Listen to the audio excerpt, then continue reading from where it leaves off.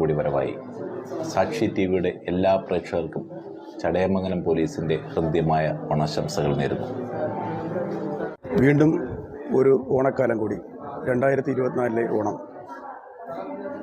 നമ്മൾ ഒന്ന് ഓർക്കേണ്ടതുണ്ട്, നമ്മുടെ കേരളം കണ്ട ഏറ്റവും വലിയ ദുരന്തം വയനാട് ദുരന്തം.